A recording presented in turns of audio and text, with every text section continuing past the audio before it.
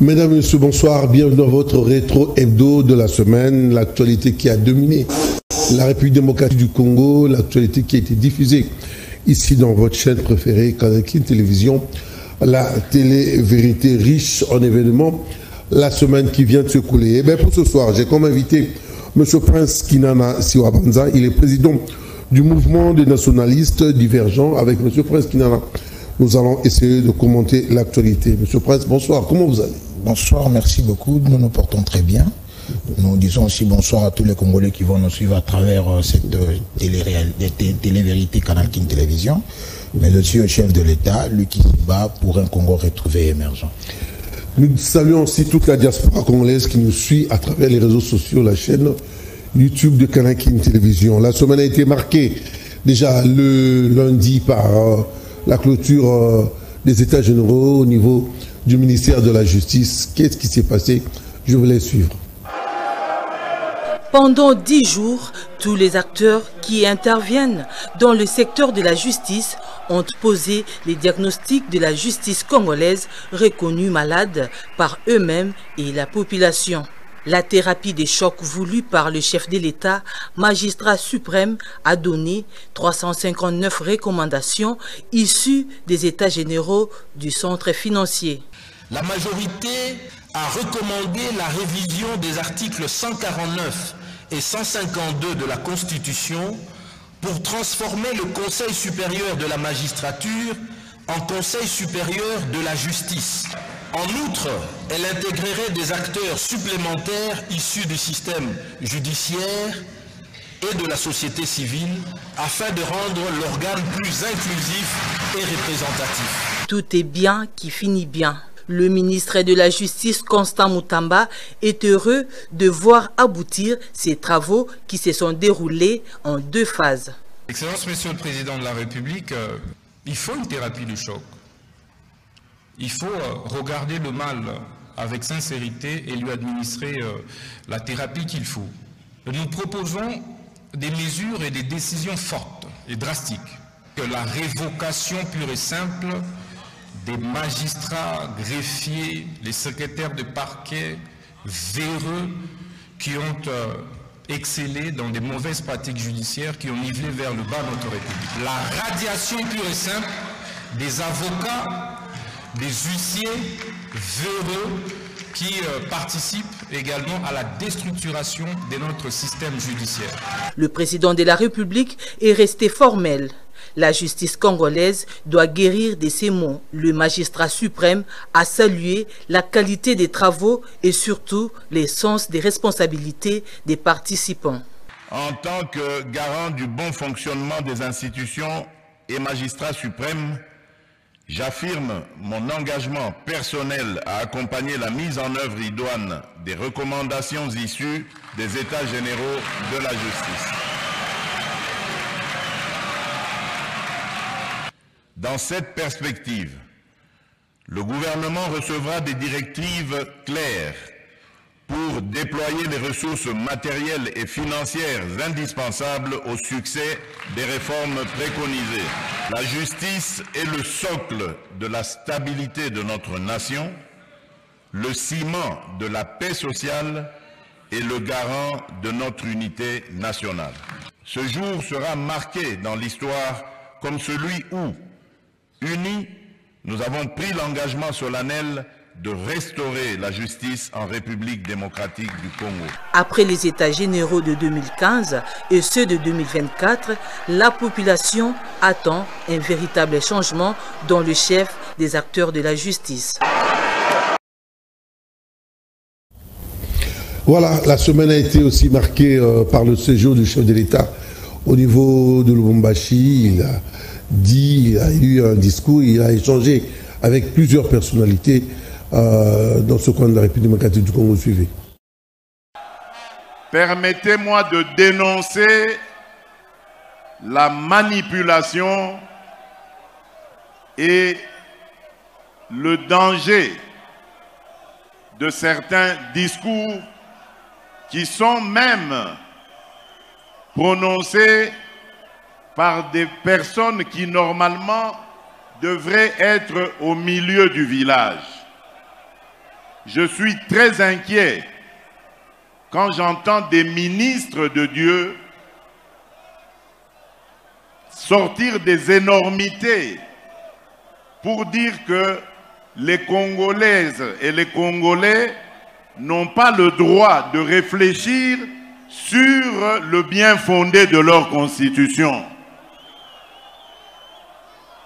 Quel est ce peuple qui n'a pas le droit de se remettre à un moment donné de sa vie en question et de redéfinir ses orientations? Ce que j'ai dit à Kisangani n'avait absolument aucun lien avec un quelconque troisième mandat. Mais vous avez entendu que cette fameuse opposition qui n'a rien à proposer, qui avait mordu la poussière très sérieusement lors des dernières élections, cette fameuse opposition cherche à manipuler la population en disant non au troisième mandat. Qui leur a parlé de troisième mandat? Voilà, M. Prince Kinana Siwavanza est l'invité de ce rétro hebdo. Il est président du mouvement des nationalistes divergents. Vous venez de suivre pratiquement les deux éléments qui ont marqué l'actualité ici en République démocratique du Congo. D'abord, la clôture au niveau du ministère de la Justice, les États généraux. Le ministre qui est passé en personne lors de la clôture a peint un tableau si sombre, mais il a foi avec tout ce qui s'est passé que les choses ont évolué. Espérons que les populations seront assez contentes de voir des changements. Vous avez aussi suivi le chef de l'État, Lubumbashi, qui tient à ce qui est changement qu'on touche quelques articles au niveau de la Constitution. Personnellement, on se dit le Congo est dans une phase de turbulence peut-être. Je dirais non, parce que si chacun de nous pouvait se dépouiller de son orgueil, se dépouiller de ses excès, je parle de ce qui se passe au niveau du ministère de la Justice, parce qu'il s'est de rappeler aux Congolais et Congolaises que ce n'est pas une première qu'on tienne des États généraux dans ces pays. Il y en a eu en 2015, et il y en a eu avec Moutamba, avec le président Félix Antoine Tshilombo. Mais le problème, c'est la mise en pratique des résolutions qui en sortent. Parce que si on doit prendre des résolutions que le lendemain, cela est contesté, c'est de l'argent dilapidé. Ces derniers États généraux, à la réaction des magistrats. À la réaction des magistrats. Ces derniers États généraux ont été configurés à une conférence nationale souveraine bis. Vous allez voir qu'on y a invité toutes les couches de la population. Or, ça devait être un cadre technico-juridique où les gens devaient réfléchir. Un cadre scientifique. Mais nous dans la forme, je crois que vous avez raison. Dans la forme, mais dans le fond, mais ça concerne tous les Congolais. La forme qui a impacté aussi le fond. Dites-moi, c'est bien bon, la justice est rendue au nom du peuple congolais, mais je me dis, qu'est-ce que les comédiens sont allés faire là-bas? Qu'est-ce que les musiciens sont allés faire là-bas? Mais que connaissent-ils chacun dans son secteur, oui, chacun dans son secteur à dire. Mais les problèmes du Congo sont connus depuis Bellirette, les problèmes du Congo sont connus depuis 64 jours. On sait très bien qu'il fallait organiser un cadre technique où le magistrat et le ministère de la Justice devaient se mettre ensemble pour voir quels sont les mots qui rongent notre justice pour que cette justice soit dite malade. Nous avons peur qu'avec cette thérapie de choc voulue appliquée par Moutamba, que cette justice qui était déjà malade se retrouve à la morgue. Nous y en appelons à une conscience collective. Que les magistrats essayent un peu d'y mettre un peu de l'eau dans leur vin, qui décolèrent, parce qu'on dirait qu'il y aurait eu falsification de certaines d'après les syndicats des magistrats. Et surtout, ils ne font pas l'unanimité aussi. Il y aurait des résolutions qui menaceraient la séparation du pouvoir tant voulu par Montesquieu, parce que le ministre de la Justice veut s'y mixer dans les résolutions qui sont réservées au Conseil supérieur de la magistrature, ce qui est remis en cause. Alors, si on doit, au lendemain de la clôture d'un état général qui devait être technique, et qu'on retrouvait qu'il y a déjà des contestations, nous devons nous demander si l'argent de l'État qui pouvait servir à autre chose. Est-ce que nous n'avons pas vu dans les conclusions, attendons peut-être de voir pour un pays, les effets de ces résolutions. Pour un pays en voie de développement, nous devons rejoindre Antoine de Saint-Exupéry qui a dit que nous devons plus privilégier la technocratie qu'aller dans la théorie. Nous devons aller dans la praxis, éviter trop de littérature. Parce que nous ne faisons que tourner autour du pot. Alors, j'en appellerai au ministre Moutamba qu'il essaye un peu de revoir ses décisions, qu'il ne soit plus populiste, qui ne plaise pas à tout le monde, mais qu'il rentre dans sa mission, celle de rendre cette justice saine et une justice qui sera applaudie par tous les Congolais.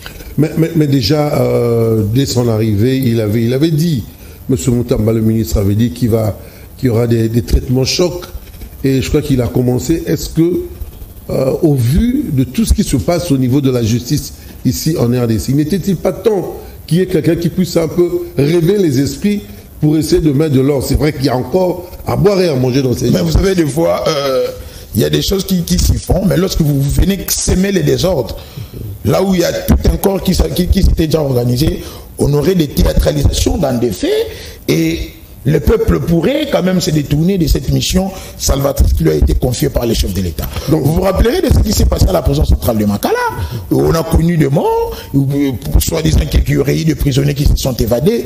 Jusqu'à ce jour, il n'y a jamais eu de conclusion finale pour des enquêtes engagées venant à dire voici ce qui s'est passé aux Congolais qui étaient éplorés, aux familles éplorées. On a connu un ministre qui nous a amené un théorème de Pasqua. Le théorème de Pasqua, c'est ce théorème qui consiste à créer un théorème de Pasqua.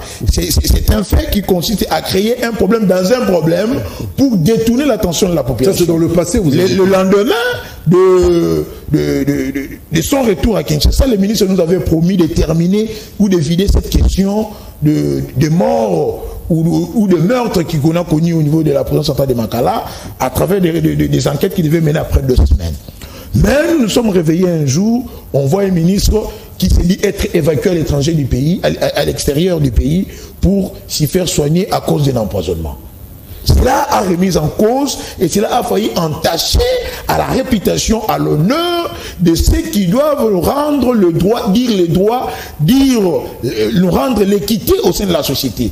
Ceux à qui nous leur devons. Mais après, les choses sont revenues à la normale. Les choses sont revenues à la normale, mais on y va d'incident en incident. C'est très dangereux. Ces bras de feu entre Moutamba et les conseils supérieurs de la magistrature ne profitent pas à bien dire les droits dans le pays. Parce que, après cette question, on a connu les états généraux de la justice où, avec tous ces temps et tous les moyens qu'ils ont pu gaspiller et dilapider pour rien, ils devaient se mettre d'accord sur les résultats et les résolutions finaux. Mais je me dis, pourquoi on doit plaire aux gens? Est-ce qu'il veut impressionner les chefs de l'État? Veut-il impressionner cette jeunesse qui de fois... Ça, c'est des questions que vous posez. Pour devant ce marais. C'est des questions que vous posez. Il est temps qu'ils ne puissent pas entacher sur l'avenir de cette jeunesse. Parce qu'ils nous représentent, nous, en tant que jeunes. Parce qu'on n'aimerait pas que ces vieux nous disent, regardez, on a confié un ministère régalien à un jeune, il en a fait du populiste, il en a fait de trop, il a pris des communiqués qui n'ont jamais tenu corps. Vous vous rappellerez de ces communiqués qu'il a pris, demandant aux églises de se régulariser par rapport à la personnalité juridique, sinon il menaçait d'y fermer les églises. Où en sommes-nous avec le communiqué qui avait pris menaçant le phénomène transgenre dans notre société en tant qu'Africains, le phénomène de pédophiles et les lesbiennes. Mais il prend de communiqué en communiqué, mais qui ne prennent jamais corps. Nous devons lier la parole à l'acte pour prouver qu'il y ait du sérieux dans ce qu'on fait. Le chef de l'État, Bachi, il a eu des mots assez durs, pas durs, il a pas mis les gants, il s'est adressé aux opposants. Il estime que les opposants en font un peu trop, surtout sur la question de la Constitution, et qu'il estime que c'est important aux Congolais de réfléchir. Est-ce que ce n'est pas une façon aussi de créer des scissions entre les Congolais? Non, le chef a raison. Vous savez, en RDC, l'ADN de l'opposition, c'est la contradiction. L'opposition est différente de la contradiction. Dans un régime démocratique, l'opposition qui se veut être du système doit amener la contre-alternative là où la majorité au pouvoir vous amène l'alternative. Mais l'opposition n'est pas appelée à tout contester, même ceux qui devaient profiter au bien-être du peuple congolais. Dites-moi aujourd'hui, ces opposants qui se voulaient être un frein pour la révision ou le changement de la Constitution, ce sont ces mêmes opposants qui hier se sont opposés à cette Constitution. Je prends le cas de mon collègue président de l'État actuel. Oui, je prends le cas de mon collègue de l'ECD, Martin Fayoulou, qui hier avait demandé aux Congolais de voter non au référendum de 2005 pour avaliser cette constitution, de même avec l'IDPS, de même avec Sessanga. D'ailleurs, Sessanga, il y a de cela 10 mois, qui prêchait déjà le changement de la constitution. Katumbi via Kamitatou, qui, à l'époque de Kabila, avait voulu ramener le présidentialisme. Aujourd'hui, il est clairement prouvé que le régime semi-présidentiel qui s'avère être un régime faible au monde, de par la tardivité dans la prise de décision, de par la tardivité dans la mise en place des institutions, qu'on devait aller vers un régime présidentiel qui amène des avantages dans la rapidité de la prise de décision et dans la rapidité de la mise en place des institutions. Nous gagnerons en termes de temps, il faut le réfléchir aussi en termes d'action. Il faudrait y réfléchir. Le Congolais, tous dans son ensemble, ceux qui sont derrière le chef de l'État, qui l'ont voté à plus de 73%, ceux qui sont majoritaires, ont le moyen, de par l'article 218, soit de réviser cette constitution, ou de par l'article 5, qui leur confère la souveraineté et qui leur confère le moyen de décider via un vote référendaire pour y approuver ou désapprouver une décision de l'exécutif, d'aller changer cette constitution. 18 ans après, nous devons nous demander en quoi cette loi fondamentale nous a été profitable. Il est temps de pouvoir cogiter, de pouvoir réfléchir, même s'il faut aller à un référendum, vous êtes d'accord? Même s'il faudrait aller dans un référendum. Mais oui, parce qu'aujourd'hui, il est clairement prouvé que lorsqu'un moteur est hors cote, il n'est plus révisable. Donc, nous, MND, ensemble avec certains classiques de l'Union sacrée, je vous parlais du cas du président Kessomboso, d'ailleurs, qui aujourd'hui avait réuni les gens, encore une fois, au stade municipal de Massina, comme il avait fait l'autre fois à Vélodrome, pour demander aux Congolais d'appuyer ce changement de la Constitution. Il est temps que ce pays puisse aller de l'avant. Nous devons refonder cet État, la réformer, la rebâtir pour retrouver ce Congo grand digne au centre de l'Afrique et retrouver comment le chef de l'État le veut. Un pays émergent qui se demande, qui doit avoir des hommes politiques dignes et honnêtes. Ces opposants qui n'ont plus l'adhésion populaire, qui n'ont plus la légitimité, qui manquent de discours. Que vous arrêtez à bout de choc, que vous arrêtez tout le temps. Non, que vous intimidez, que vous les empêchez aussi. Il faudrait reconnaître que depuis Félix Tshisekedi est au pouvoir, l'opposition est respectée. La liberté d'opinion est garantie, la liberté d'expression est respectée, on accorde à tout le monde de parler, mais les droits existent. Il faudrait, vous êtes libre, mais c'est là dans le contenu, dans l'encadrement des textes légaux qui nous régissent en tant que peuple. Un peuple est un ensemble de citoyens qui obéissent aux mêmes lois et forment une nation. Nous ne sommes pas dans une jungle, nous ne sommes pas dans un non-État.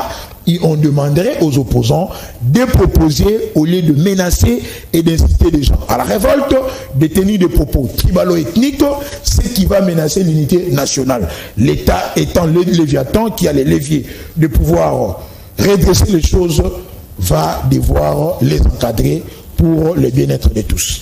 La semaine a été marquée aussi par cette visite du chef de l'État, toujours au Katanga, à Kanyama Kasese, où il est parti à regarder ce qui se fait là-bas comme travail au niveau du service national sur cet élément.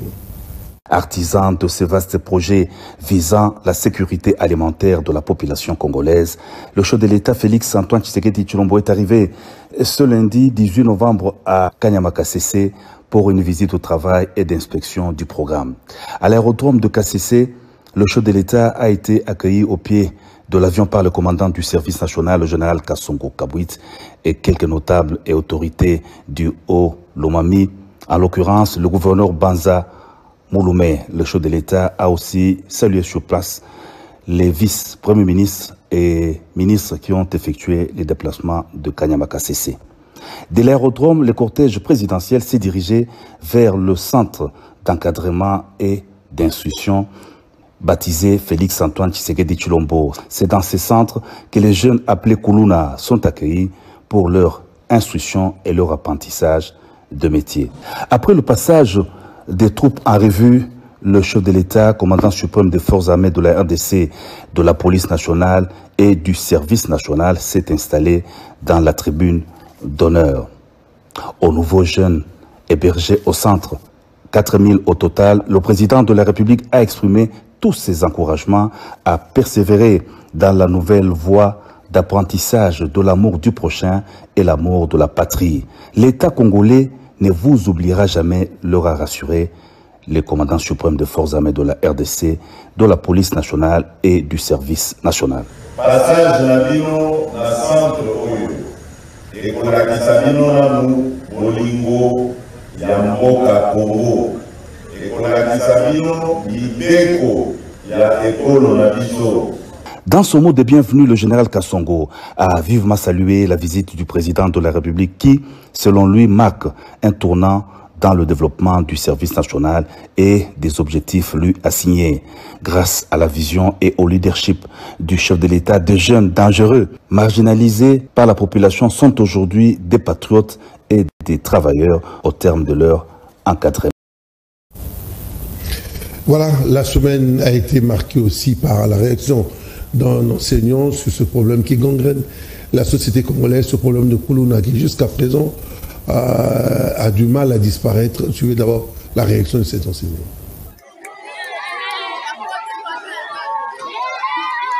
À Kinshasa, il ne se passe pas un jour sans que l'on enregistre un acte de vandalisme causé par de groupes de jeunes délinquants communément appelés Kuluna, les bagarres, rangés par des armes blanches entre ces groupes de quartiers sévit dans les 4 coins de la capitale congolaise qui affectent l'inquiétude de paisibles citoyens ou à leur passage. Ils dérobent et vandalisent le bien de citoyens et ceux qui osent s'opposer sont souvent victimes de coups et blessures.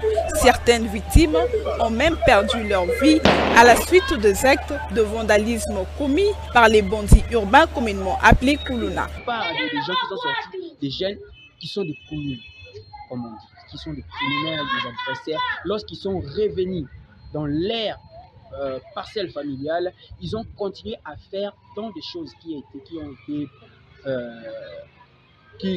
poussent, qui nous mènent encore à ces phénomènes. Donc le ministre avait bien fait de les libérer les clients, mais il aurait dit regarder, voir, mais le ministre est allé un peu trop vite sur ces points-là. Donc il a essayé de libérer, mais les jeunes aussi qui étaient là, ils sont venus et ils ont encore fait agrandir ce phénomène. La capitale congolaise fait face à une montée inquiétante du phénomène Kuluna et face à cette situation, la population quinoise en appelle à une intervention musclée des autorités compétentes afin de mettre fin à ces fléaux. Monsieur Prince Kinana Siwapanza est l'invité de votre rétro hebdo. Il est président du mouvement des nationalistes divergents. Nous sommes en train de parler de l'actualité ici en République démocratique du Congo. Monsieur Prince, vous avez suivi la visite du chef de l'État, Kanyama KCC, très belle initiative où on essaie d'apprendre aux jeunes de se prendre en charge, surtout de servir la République par l'apprentissage des métiers. Il y a des champs qui se font, il y a l'agriculture. Mais il y a une question qui me taraude l'esprit. Ça fait plus de 5 ans que cette structure existe. Mais sur le plan économique, je me demande, est-ce que les champs qu'ils ont fait là, tout ce qu'ils ont fait, ça a impacté la République, ça a impacté la ville-province de Kinshasa, ça a impacté des villes telles que le Lubumbashi, ça a impacté des villes telles que le Congo central parce que c'est le service national. Ou c'est peut-être aussi, j'ai l'impression, que c'est de l'argent qu'on met, mais à la fin, on n'arrive peut-être pas à comprendre. Parce que jusqu'à présent, on parle des vaches, on parle... Mais vous êtes conscient avec moi que sur le marché, c'est rare de voir ces produits. Ça, c'est pas de la propagande, ça. Félix Tshisekedi Tshilombo est venu donner de l'espoir quant au prérogatives constitutionnelles qui consacrent la sacralité de la vie humaine. Ces bandits urbains, ces badauds communément appelés Kuluna, qui d'antan de Joseph Kabila fut tué, fut égorgé, étranglé, sans tenir compte de cette constitution que nous allons changer, de ces prescrits qui y sont. Mais avec Félix Tshisekedi, on a pu montrer à la face du monde que nous sommes encore un pays des hommes, un pays des humains, un pays de l'état des droits où les droits de l'homme sont respectés. Ces Koulouna aujourd'hui ont l'espoir, sont rééduqués et sont réinsérés dans la société. Ils sont de bâtisseurs, ils sont formés. Quant à l'impact économique de leurs produits, de ce qu'ils donnent, il faut y aller dans des camps militaires. Parce qu'on va pas où vous allez retrouver. Oui, ça a été construit que pour les militaires. Des énormes. Ça a été construit que pour les populations. D'abord, le projet qui a été financé à un coût visant à aider les réalités sociales dans des camps militaires, parce que les casernements de militaires, dans les casernements, nous retrouvons aussi la vie sociale de familles militaires. Alors, c'est un projet, c'est une belle proposition, on pourrait en parler au chef de l'État, qui doit penser comment y financer une production agricole tendant à booster la production nationale, et aussi pour voir comment mettre de côté quelques tonnes qu'on pouvait aussi exporter. Il ne faut pas rappeler, il faut pas oublier que le chef de l'État est à son deuxième mandat. Oui, je sais. Ce projet, c'est un projet à long terme. De ces ex-Koulouna, aujourd'hui, les établissements scolaires à travers toute la République ont pu bénéficier de bancs. De ces ex-Koulouna, nous avions pu bénéficier des tables et de meubles qu'on retrouve aujourd'hui dans nos bureaux. C'est-à-dire que nous demanderons aux autorités de pouvoir continuer à venir ramasser ce qui traîne encore à Kinshasa et à travers la République pour y ajouter une main-d'œuvre pouvant rendre encore plus rentable ces services nationaux. Nous félicitons le général Kassongo Kabwik parce que c'est lui qui applique cette politique publique du chef de l'État, cette vision qui tente à rééduquer, réinsérer ces jeunes. Vous êtes sûr que les casernes bénéficient réellement? Moi j'ai vu dans les... Nous ne parlons pas de Kinshasa, nous parlons de la République. Je parlerai d'abord de Kinshasa parce que je vis à Kinshasa. J'ai pu voir dans des camps militaires les sacs de maïs vendus 2 fois moins qu'à la cité. On nous dira que ce sont des produits qui provenaient des Kanyamakassi. Moi, j'ai vu dans des hôpitaux... Il y a aussi les fermes. Voilà, moi j'ai vu dans des hôpitaux où on venait leur doter des lits médicaux. Moi, j'ai vu dans des écoles, on venait donner de bancs, ce qui était le fruit du service national. Lorsqu'il y a eu pénurie de maïs dans les Kasaï, nous avions vu des wagons, des trains quitter Kanamaka, c'est aller secourir ces coins de la République. Donc il y a des avancées, mais nous demanderons au gouvernement d'y disponibiliser encore plus de moyens. Surtout qu'il y a un ministre de l'Agriculture. Il y a un ministre de l'Agriculture. Il peut s'y appuyer. S'il faut qu'il y ait un remaniement. Moi j'ai toujours dit que c'est très facile dans ces pays que nous puissions rendre rentable cette vision de la revanche du sol sur le sous-sol. En prenant tous ces prisonniers à travers la République, nous leur donnons des travaux forcés. Ils partent faire le champ. Les prisonniers. Vous prenez un chômage assez avancé. Un chômage assez avancé. On pouvait prendre une loi de l'état d'urgence alimentaire ou agricole où maintenant le champ serait obligatoire pour tout jeune par exemple qui termine l'humanité. Comme l'avait fait à son époque Mao Tse-tung. Nous devons relever l'agriculture dans notre pays. Nous avons plus de 80 millions de terres arables qui n'ont jamais été mises en pratique ou mises dans la rentabilité pouvant bénéficier au Congo. Pour un pays si riche comme le nôtre en sol et en sous-sol, il est aberrant, cela relèverait de l'insulte que nous voyons de ministres comme l'avait fait Caméré aller chercher du maïs en Zambie pendant que nous avons des terres fertiles ici au pays. Nous allons chercher le bleu à l'extérieur du pays. Non, ce n'est pas l'union sacrée, c'est la politique publique de ceux qui sont appelés à accompagner les chefs de l'État qui s'avèrent être incompétents mais qui restent pour des raisons politiques. Voilà pourquoi nous soutenons le projet de changement de la Constitution, parce que cela pourrait booster au changement du système politique. Le système politique qui est composé de 3 grandes structures, qui est la structure économique, l'organisation sociale, mais aussi le régime politique. Dans les régimes, nous retrouvons la classe politique. Si aujourd'hui on changeait des constitutions, c'est cette classe politique ancienne qui s'est distinguée dans le népotisme, le clientélisme, le détournement et l'impunité pourrait être une page tournée et le chef de l'État va se tourner vers la jeunesse. Il nous a prouvé en nommant Moutamba sans tenir compte des clivages politiques. Monsieur Prince, ce fléau, le Koulouna, vous venez de suivre, il y a un nouveau gouverneur, je parle d'ici de Kinshasa, qui vient d'arriver. Il y a le général de la police qui a été réhabilité, mais on sent cette faiblesse chez ces personnalités. On sent qu'il y a comme d'amateurisme. Ce fléau ne fait que prendre de l'ampleur chaque année. Qu'est-ce qui se passe? Est-ce que c'est un problème de casting, un problème de moyens, ou c'est un problème politique? Depuis que dans ce pays nous avions connu et les politiques, nous avions connu un déficit sur le plan éducationnel, c'est-à-dire les milieux éducatifs ont failli. Je parle de la famille, je parle de l'église et je parlerai de l'école.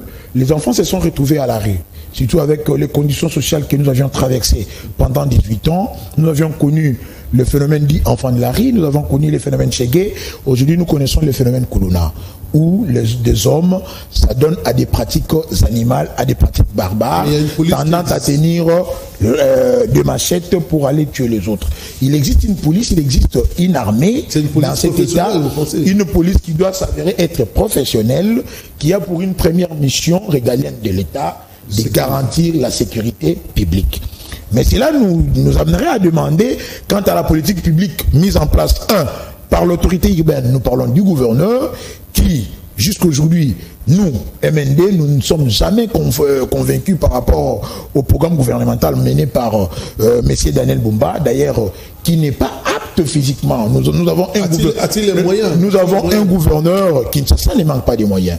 Nous avons un gouverneur qui ne fait que dormir. Nous avons un gouverneur qui dort jusqu'à l'église Kimbagis, là où les tam-tam battent sont pleins. C'est le casting de l'Union Sacrée que vous non, ce n'est pas le casting de l'Union Sacrée. Vous êtes de l'Union Sacrée. Vous assumez. C'est la résultante de la gourmandise de nos députés provinciaux, ceux qui sont nos représentants légitimes, qui devaient voter pas l'argent, mais qui devaient voter programme, qui devaient voter vision. Mais cela aussi nous amènerait à mettre en mal la politique sécuritaire mise en place par le commandant de la ville qui est M. Blaise Kilimbalimba. Aujourd'hui, au niveau national, le ministre, mais aussi le Premier ministre, le gouvernement se bat pour donner les moyens nécessaires à la police. Nous venons de voir, ils ont été dotés des camions appelés 207 qui sont de moyens. Mais comment ces camions sont utilisés? C'est plus pour arrêter les motards, c'est plus pour aller faire les taxis, alors qu'à Boubou, à Makala, à Selembao, à Massina, le gens s'entretuent, le Koulouna bat son plein, la sécurité n'est plus garantie, la population se retrouve devant son propre sort, orpheline, mais le gouverneur n'arrive pas à y apporter des solutions. C'est un problème de casting alors, que ce soit au niveau de la police, au niveau de... C'est un problème d'hommes, mais aussi un problème de compétences, c'est un problème de manque de vision. Là, nous n'allons pas nous voiler la face, parce que le chef de l'État les a amenés une vision salvatrice qui devait profiter et aux parents et à l'avenir de ses enfants, qui est celui du chemin de Kanyamaka-Sese. La police n'a qu'à les arrêter et directement les acheminer à Kanyamaka-Sese, où l'État doit les rééduquer, où l'État doit leur amener à suivre une thérapie de l'hygiène mentale, parce que ces enfants qui se comportent en animal devaient redevenir des hommes. Mais nous appelons que Blaise Kilimbalimba puisse se ressaisir. Mais aussi, M. Daniel Bumba, ce n'est plus tard de bien faire. Vous devez quand même réunir tout le colonel des districts, mais aussi votre général qui est le commandant provincial de la ville, M. Blaise Kilimbalimba, définir une bonne politique publique, leur donner des ordres, dire à la police. Vous savez, dans nos souciettes, les sociétés sont transformées en parking. Vous y trouvez deux policiers, mais qui ont pour mission première de sécuriser les voitures des particuliers. Mais lorsqu'il y a des Koulouna qui se battent, ils ne sont plus capables d'aller chercher ces badauds, ils ne sont plus capables d'aller organiser ne fût-ce qu'une rotation sécuritaire autour du quartier, parce qu'ils doivent sécuriser le véhicule, les motos qui sont garés dans des sous-centres pour des raisons pécuniaires. Il est temps de changer cette politique qui tuent et qui gangrènent la sécurité au pays. Et le temps passe. Mais ce n'est pas tard. On peut encore mieux faire. Merci. 64 ans, il y a eu plus de mots dans ces pays. Et en un jour, on peut changer. Paris ne s'est pas fait en un jour. Très bien. La semaine a été marquée aussi par cette visite des syndicalistes chez le président de l'Assemblée nationale, Vital Kamerhe, où ils ont échangé sur les problèmes concernant cette entreprise. Je vous laisse suivre. La délégation syndicale de l'entreprise publique a reçu les assurances du président de l'Assemblée nationale, Vital Kamerhe, en sa qualité d'autorité budgétaire, sur la prise en compte des revendications des travailleurs. Il s'agit principalement de l'amélioration de leurs conditions salariales précaires. Lors de l'entretien avec Vital Kamerhe, le mardi 19 novembre, dans son cabinet de travail, la délégation syndicale de Transco lui a remis un mémorandum contenant les revendications des agents. Il en ressort que la société n'a plus des ressources nécessaires pour prendre correctement et régulièrement en charge des travailleurs qui accumulent des mois d'arriérés de salaire. En clair, les syndicalistes veulent que leur salaire soit désormais pris en charge par le budget de l'État. Ce mémorandum comportait un seul point qui préoccupait tous les agents et cadres de Transco, c'est la prise en charge ou la prise en compte du barème salarial des agents Transco par notre budget.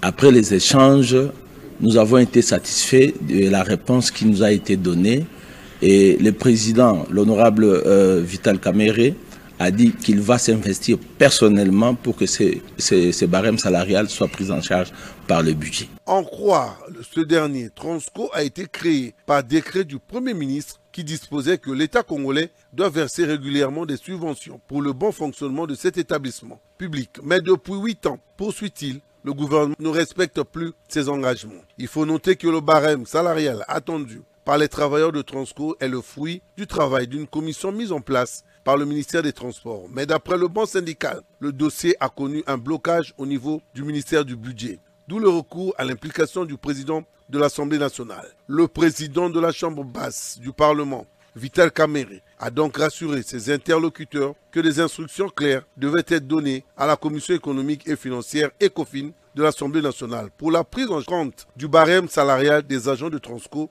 dans le projet de loi de finances 2025 actuellement en examen avant son adoption plénière. La semaine a été aussi marquée par cette prise en charge de Médecins sans frontières aux déplacés dans un camp des réfugiés. Nous sommes à Goma, dans la province du Nord Kivu. Je laisse sur cette vidéo.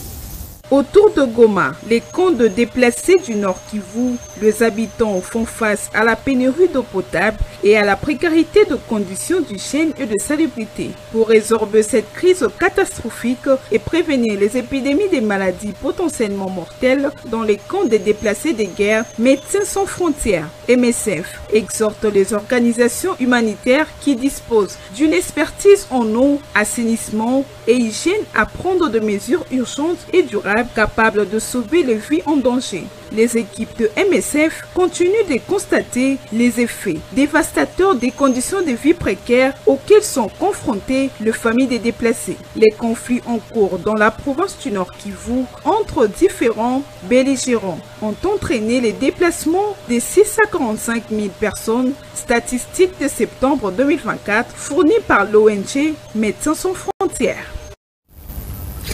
Revenons ici à Kinshasa, où l'avenue Kabinda, vers Kabinda, Kasavu, se retrouve actuellement dans un état de délabrement très avancé.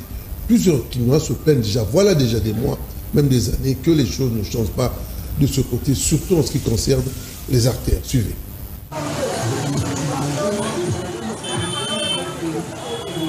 Nous sommes sur l'avenue Kasavubu, dans son croisement avec l'avenue Kabinda. Actuellement, cette avenue est dans un état de délabrement très avancé. Un constat, après la pluie du mercredi dernier, cette avenue est coupée en deux, des grosses flaques d'eau, une situation qui met en difficulté les usagers qui empruntent cette route. Par contrainte, les populations de cette route empruntent des voies secondaires également en mauvais état, et cela rend la vie très difficile. Certains taxis-motos, par peur de connaître un accident, sont obligés de faire des demi-terrains. Et cela engendre encore beaucoup de problèmes chez les personnes qui empruntent ces taxis-motos. Il est temps que l'hôtel de ville puisse s'impliquer afin de trouver une solution rapide, car il va de l'intérêt et de destin. Même constat fait sur l'avenue Kabambar, là aussi, il faut se ressaisir pour essayer de retravailler cette avenue tant fréquentée par des millions d'automobilistes ainsi que des motocyclistes. Depuis plus d'une année, les habitants des résidences longeant la route de Kabambar à Kinshasa déplorent son impraticabilité à partir du croisement de l'école Plateau, du marché et du Marin. Nous sommes dans la commune de Kinshasa, jusqu'à l'avenue Kasavubu. Traverser cette route de bout en bout relève d'un véritable parcours du combattant pour les voitures et les motos. Ils ont du mal à parcourir cette avenue, surtout sur son tronçon allant de Bokassa à Kasavubu. Des mares d'eau, des nids de poules, des égouts bouchés, laissant déborder de l'eau puante. Cette route d'intérêt public affiche le visage d'un lieu abandonné. Les motards, communément appelés Wewa, les vendeurs et habitants environnants s'en plaignent. Les populations appellent le gouvernement à agir en urgence. La réhabilitation de l'avenue Kabambar est une nécessité pour la fluidité du trafic. Et dire que dans un passé récent, il y a eu le lancement ou encore le go des travaux par l'hôtel de ville de Kinshasa. Véritable farce ou grosse blague. La réalité est que maintenant, à l'instant, cette route est impraticable et demande des solutions d'urgence, pas du théâtre. Les embouteillages, les Quinois ne cessent de se plaindre. Qu'est-ce qu'il faut faire? Construire de nouvelles routes, ramener un train. Plusieurs questions, je vous les suis quand même ce reportage. Au quartier Chébé, dans la commune de Ngaliema, plus particulièrement sur l'avenue Konda Konda, des embouteillages monstres s'écrèent, surtout aux heures de pointe.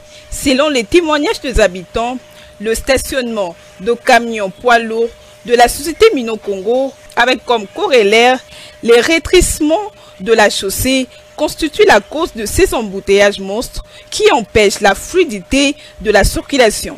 Moyen te pona bato Mino Congo parce que biso bato to utaka banda pona to kota GB to a vraiment un problème parce que ba remorque na bango eza butu moy.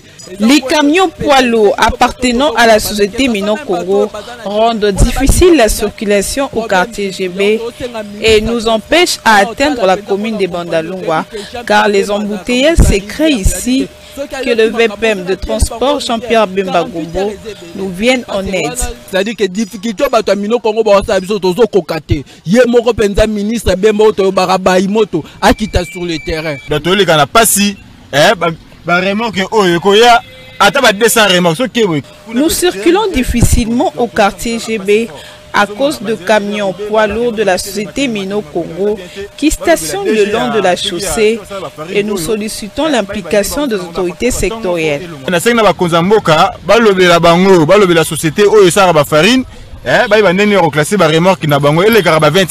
L'implication des autorités sectorielles est sollicitée de pied ferme par la population du quartier GB Ngaliema en vue de délocaliser la société Mino Congo, une solution idoine et adéquate qui permettra de rendre fluide la circulation de cette route qui mène jusqu'à la commune de Bandalungwa.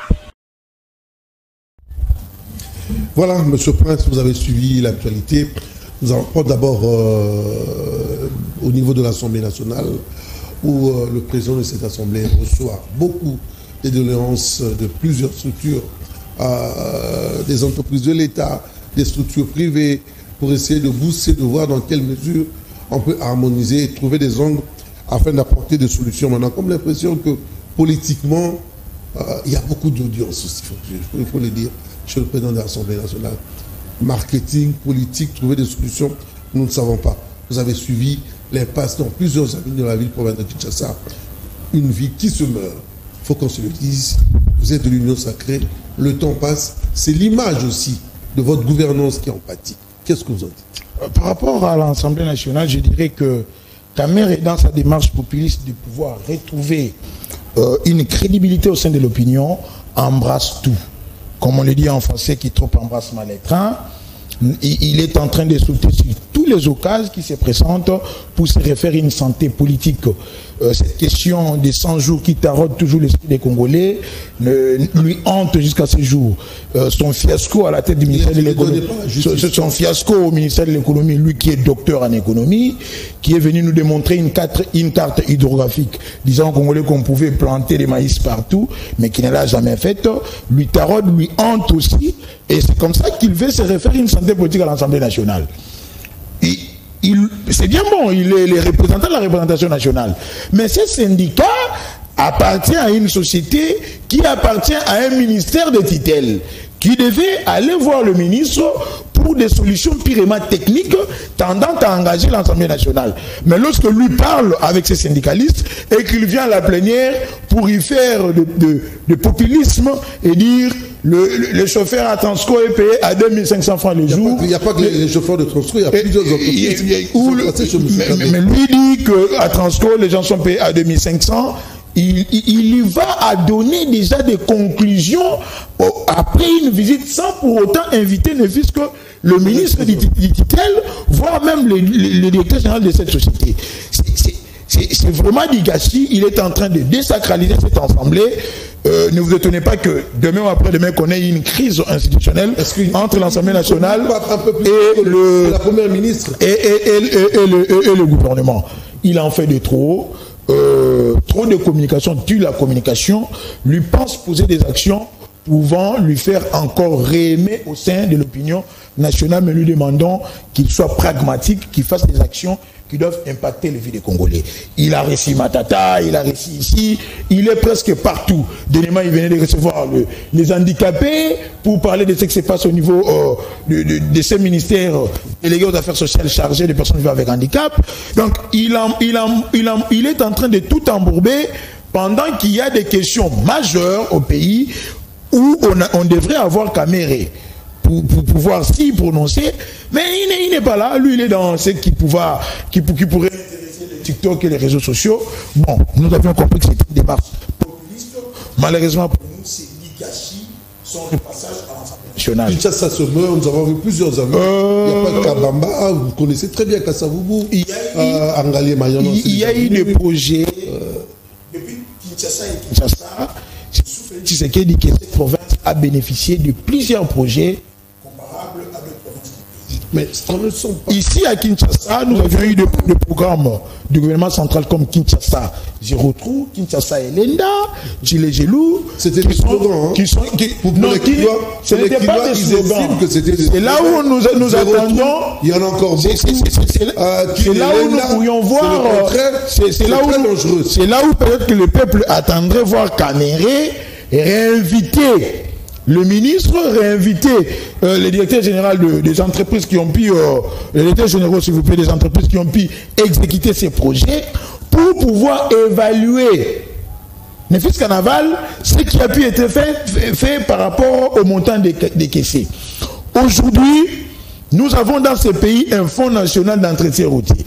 Nous avons dans ce pays l'Office de voirie et drainage, l'OVD. Nous avons dans ce pays l'Office des routes. Nous avons dans ce pays un ministère des infrastructures. Mais les routes sont dans un état de délabrement. Nos députés sont là, Caméré est là. On pouvait même inviter le DG de l'OVD ou inviter celui du FONER pour lui demander à quoi servent ces fonds qui sont réservés pour l'entretien de nos routes. La ville de Kinshasa, qui est en train de disparaître sur la carte de la RDC parce que les routes sont pratiquement impraticables, c'est ce qui rend le trafic très difficile, les réseaux routiers est vétuste, la réglementation routière n'est pas tenue à bon escient, même nous-mêmes en tant que peuple, nous ne respectons même pas le code de bonne conduite routière. Ce sont tous ces mots qui rongent cette ville qui demande une bonne politique publique routière. Et le temps passe. Que ce soit au niveau de l'Assemblée nationale, que ce soit au niveau du gouvernement provincial, mais aussi au niveau du gouvernement central. Il faudrait que nous puissions assurer le suivi des projets. Mais qui dilapide le moyen. Qui doit faire ce suivi-là? Qui? La représentation nationale, bien sûr. Mais le gouvernement aussi, à travers la BCECO à travers la cellule technique du gouvernement qui est chargée d'évaluer les projets. Cette léthargie, parce que là vous réfléchissez en intellectuel, c'est une logique, c'est des principes. Mais dans les faits, les populations ne comprennent pas cette léthargie. Comme l'a dit Plot un jour, que l'homme est un loup pour l'autre, j'aimerais pas être comme Jean-Paul Sartre pour dire que l'enfer c'est les autres, mais je me dis que nous avons un problème d'homme aussi au Congo. Nous avons un problème de mentalité. Vous allez voir un père de famille sur qui toute une nation est en train de compter, le chef de l'État place la confiance en lui, on lui donne le moyen pour pouvoir servir son peuple, on lui donne l'occasion de pouvoir impacter l'histoire, mais lui se donne comme leitmotiv d'impacter sa famille, d'enrichir illégalement sa famille et son clan. C'est le népotisme, c'est le clanisme qui est en train de nous attirer vers le bas. Mais il doit y avoir une sanction. Comme aime toujours le dit Christophe Mbosso, là où il n'y a pas de sanction, la mentalité tend vers l'incivisme, où l'incivisme est l'domicile. Nous devons quand même lever le go de pouvoir sanctionner ceux qui volent, ceux qui dilapident le moyen de l'État, et surtout lorsque cela relèverait des questions de vie nationale comme les populations n'attendent que ça, arrêter ceux qui sont vraiment pris la main dans le sac pour permettre aux autres d'éviter de dilapider. Nous devons avoir aussi une justice saine et une justice fiable à qui on peut se confier, parce que nous avons des procureurs dans ces pays qui doivent se saisir d'office lorsqu'ils sentent que quelque chose ne va pas. Nous tous, nous promenons à Kinshasa, nous voyons comment est-ce que l'état des routes est vraiment délabré. À l'époque de Mobutu, lorsqu'on bétonnait les routes, cela pouvait prendre plus de 30 ans d'usage. Mais aujourd'hui, on bétonne des routes qui ne prennent que 1 mois, 2 mois, et puis ces routes sont désusagées. On se demande même de la qualité des travaux qu'on a fait, qu'on est en train d'offrir à notre population. C'est de la méchanceté, cela relèverait d'une sorcellerie, et nous nous demandons aussi quel est le rôle de nos pasteurs, parce que nous avons à 80% une population chrétienne. La semaine a été marquée aussi par cette visite du ministre des Finances au niveau de l'Assemblée nationale qui est allé déposer ce projet de loi au niveau de l'Assemblée nationale en ce qui concerne les finances. Suivez Doudou Famba.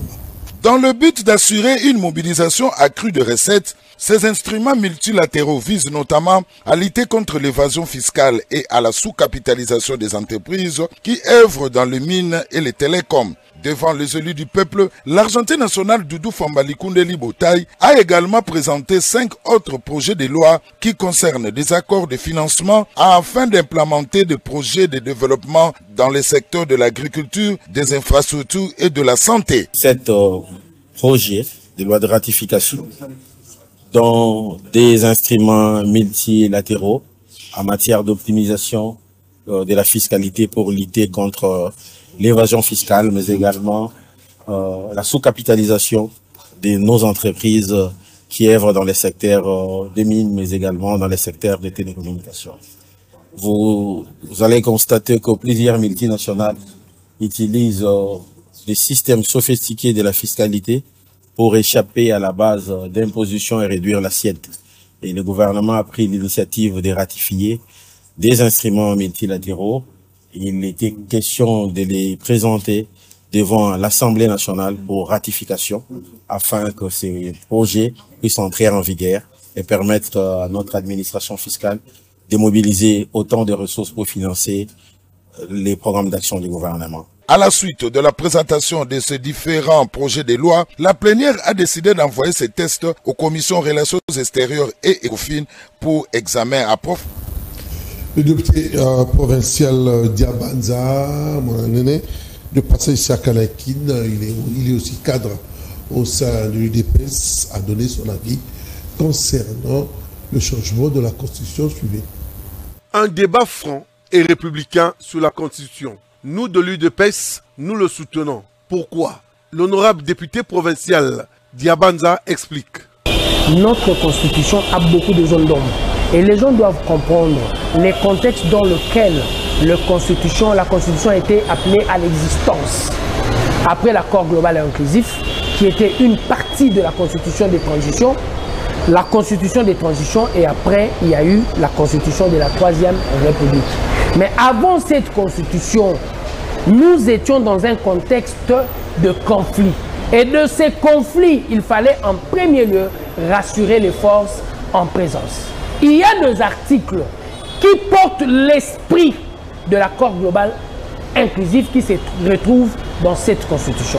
Et je crois, dans le contexte actuel, nous devons réellement lancer beaucoup plus un débat de gestion qu'un débat d'équilibrisme par rapport aux forces en présence. Êtes-vous sûr d'être accompagné par vos alliés politiques sur cette question? Je suis d'avis que beaucoup de hommes politiques de la République refuseront pour la simple bonne raison, ils savent que le changement de la Constitution ou la modification peut les emporter. Le jeu sera défini autrement. Beaucoup de hommes politiques de la République ne sont que vedettes dans des médias sans être mobilisateurs.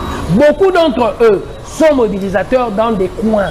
Mais s'il faut le mettre réellement dans le jeu, d'être implanté sur l'ensemble du territoire national, ça pose problème. Et moi, en termes de changement, j'estime que quelque part, nous devons définir une autre manière. Est-ce que vous devez interdire le débat à Diabanza parce qu'un chef de parti refuse? C'est un débat. Le 18 février 2006, j'ai battu campagne pour le boycott. Je n'ai jamais voté cette constitution en tant que membre de l'UDPS et je savais déjà que la constitution avait des germes de mes gestions. Et dans le contexte actuel, j'estime qu'il est de mon droit de faire ce débat et de ce débat, nous pouvons réellement faire avancer la République. Le 22 novembre, au niveau de l'Assemblée nationale, un groupe de députés a tenté de déposer une motion. Qu'en est-il exactement? Que mes amis de l'Assemblée nationale peuvent être dans l'exercice de leurs fonctions. Et c'est un droit pour eux, réellement, d'introduire une motion. C'est un droit pour eux de réfléchir à haute voix. Mais j'estime aussi qu'il est de notre devoir de comprendre que la démocratie exige de nous la tolérance. À chacun son point de vue, à la majorité. Au niveau de l'ONATRA, il se passe des choses, beaucoup de choses positives en ce qui concerne le réveil de cette grande entreprise de l'État. Beaucoup de réalisations signé Martin Lepoussa avec ce comité de gestion. De Kinshasa jusqu'à Kassangoulou, nous sommes dans le Congo central.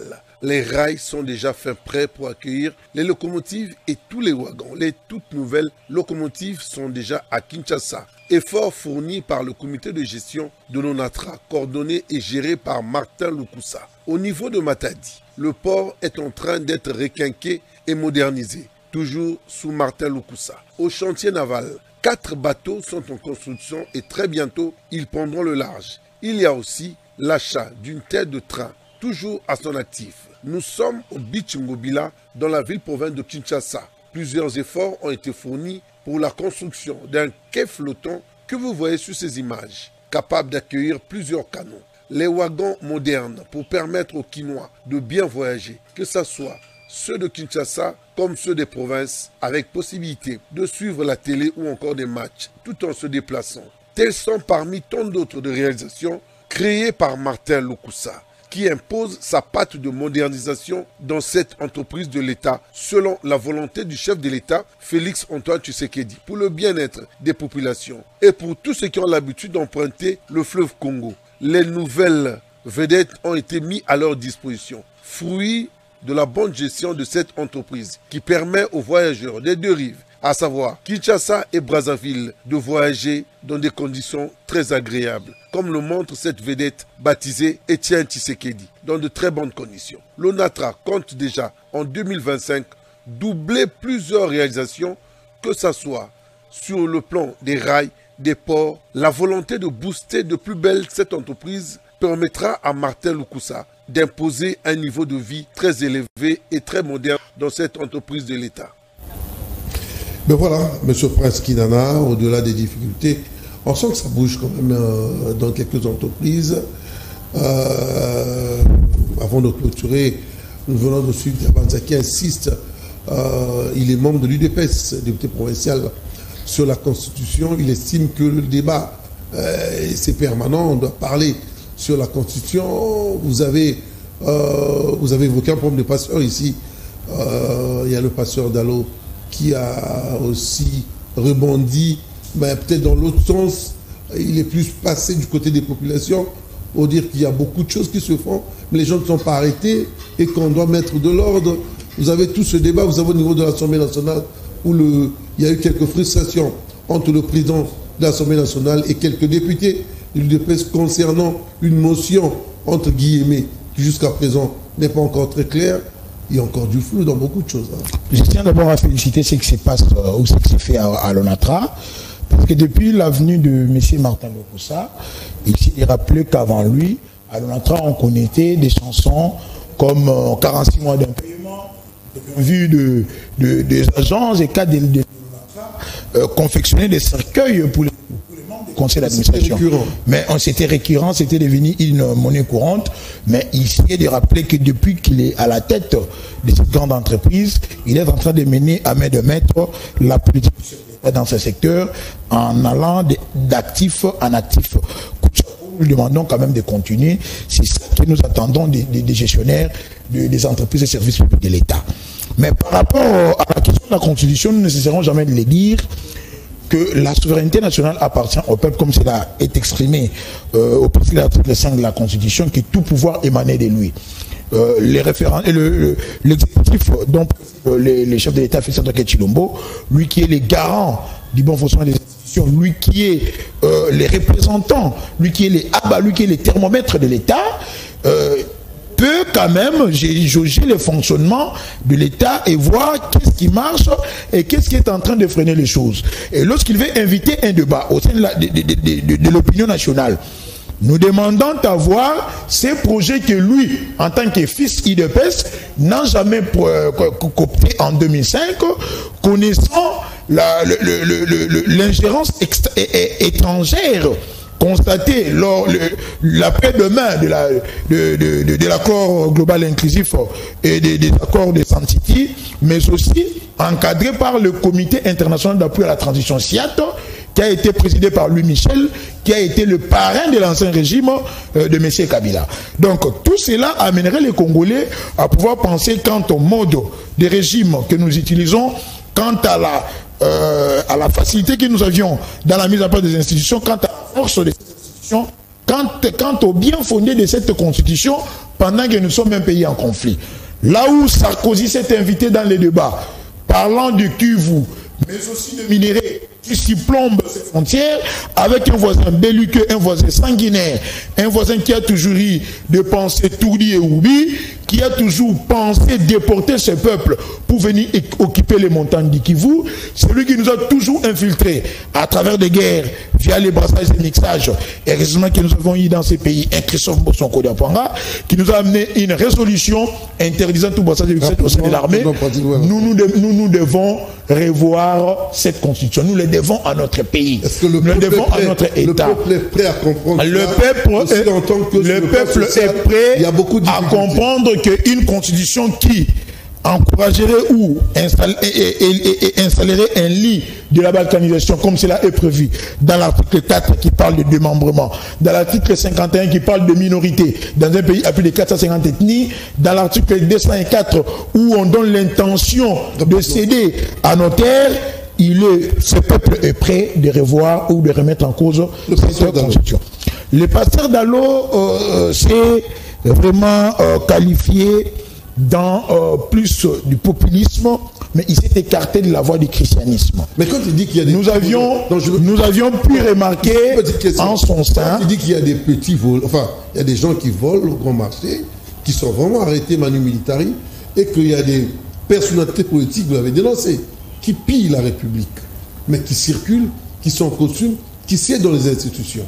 C'est une façon pour lui aussi de protéger les filles. Il n'est pas le premier à dénoncer. Depuis l'avènement de... Depuis l'avènement de Félix Tshisekedi à la tête de ces pays, il a fait de la lutte contre la corruption son cheval de bataille. Il a renforcé le pouvoir à l'inspection générale des finances, malgré que Alingeti aussi est en train de briller dans le populisme, dans le matu-vu. Mais le pasteur Dallot s'est écarté du schéma du christianisme. Dans ce qui est condamné dans Galates 5.19, les œuvres de la chair se sont manifestées. Le pasteur Dallot est allé offenser le chef de l'État. Un pasteur cupide, un pasteur offensé en disant Moutouana. Ce type-là, je n'ai jamais mangé à cause de lui. Il vient parler de la dîme comme si la vie privée ou la vie spirituelle du chef de l'État intéresserait toute l'Église ou toute la vie tant nationale, toute l'opinion tant nationale qu'internationale. Il est allé cracher même sur la main qui l'a nourri. Aujourd'hui, l'Église Philadelphie s'est transformée en un parti politique. Au niveau de la présidence, le directeur des cabinets, c'est un pasteur à Philadelphie. Au niveau de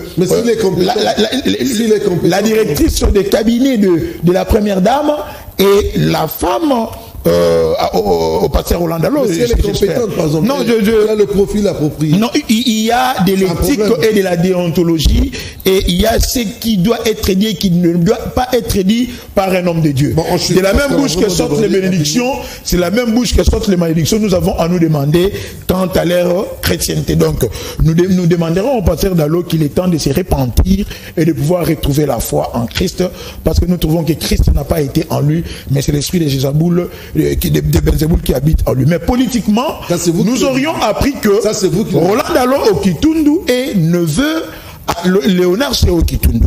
Il y aurait de l'argent qui a été disponibilisé par nos amis du FCC qu'on lui avait donné pour venir faire un discours politique au niveau de cette chaire pour venir désorienter l'opinion. Donc, Roland Dalo qui a mis en premier plan les intérêts de la famille par rapport aux intérêts spirituels qu'il y a entre lui et le chef de l'État. Donc, il a fait que satisfaire sa famille, le connaissant, nous lui demandons seulement de demander pardon à la nation et de se repentir et chercher Christ. Il va retrouver sa foi.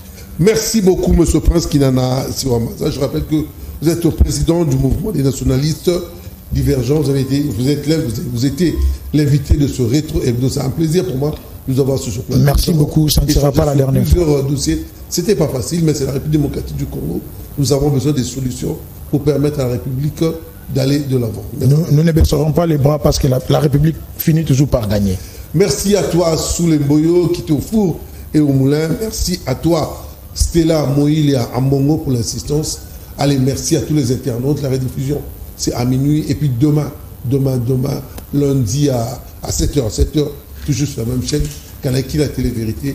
Mais l'info continue sur la chaîne YouTube. Allez, je vous dis bye bye. Prenez soin de vous.